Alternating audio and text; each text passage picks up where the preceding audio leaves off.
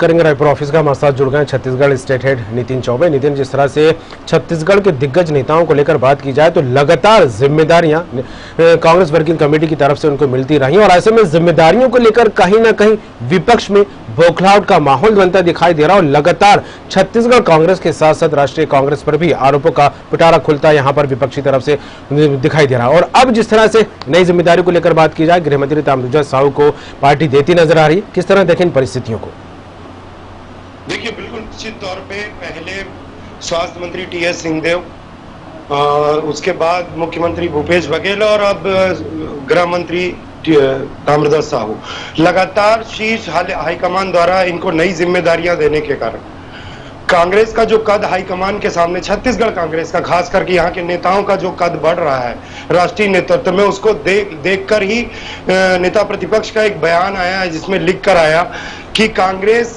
High command यहाँ के नेताओं को एटीएम की तरह यूज कर रही है। इसमें भ्रष्टाचार को बढ़ावा मिल रहा है और जो कमाऊ पूत है उनको ही जिम्मेदारियां दी जा रही है, ना कि काबिल इंसानों को जी। इसको लेकर भी मुख्यमंत्री भूपेश बघेल ने तीखा कटाक्ष करते हुए सीधे सीधे विपक्ष को आड़े हाथे लेते हुए ये कहा है कि वो मुख्यमंत्री रमन सिंह के कार्यकाल का अपना अनुभव बताते हैं। और जहां तक छत्तीसगढ़ की बात है, शीर्ष हाईकमान में चाहे विद्याचरण शुक्ल हो, श्यामाचरण शुक्ल हो, स्वर्गीय मोतीलाल वोरा हो या स्वर्गीय अजीत जोगी जी,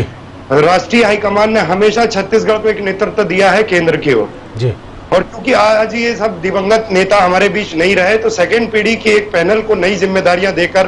राष्ट्रीय प्रतिभा में लाना चाहती है और इससे कांग्रेस का कद जो है छत्तीसगढ़ में और मजबूत ही होगा जी।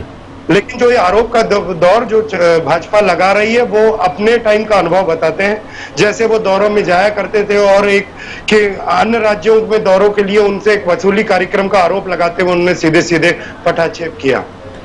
देखिए, जो ताम्रध्वज साहू को भी नई जिम्मेदारी बोली गई है, छत्तीसगढ़ माफ कीजिएगा गुजरात के लोकल ऑब्जर्वर के जो नगरीय निकाय चुनाव है वहां के एक सीनियर ऑब्जर्वर के रूप में उसको भी एक नए राजनीतिकों नए चश्मे से देखा जा रहा है जी। क्योंकि जब पीएम मोदी स्वयं छत्तीसगढ़ आए थे तो उन्होंने अपने आप को पिछड़ा वर्ग साहू समाज से संबंधित बताया था जी। तो ये पिछड़ा वर्ग वाला कार्ड है जो कांग्रेस कहीं ना कहीं गुजरात में मुख्य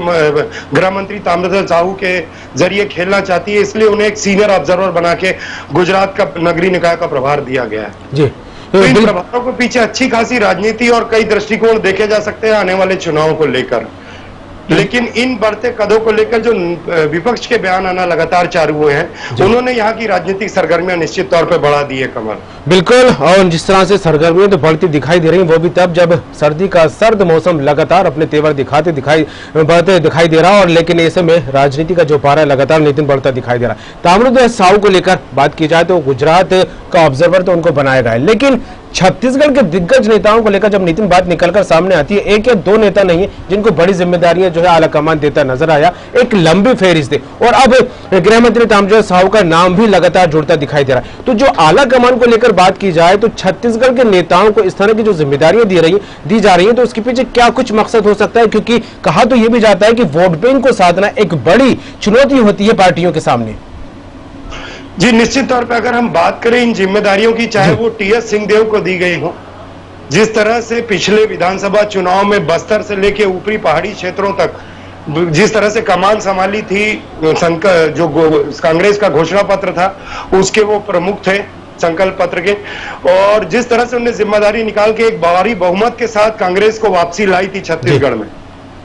उसी तरह से अगर हम बात करें विकास उपाध्याय को जिम्मेदारी गई है असम की मुख्यमंत्री भूपेश बघेल के साथ, जो संसदीय सचिव हैं और विधायक हैं और युवा नेता माने जाते हैं। छत्तीसगढ़ में कांग्रेस में एक युवा चेहरा नजर आते हैं जी। तो विकास की काबिलियत, उसके चुनाव जीतने की क्षमता और पब्लिक में युवाओं में उसकी जो एक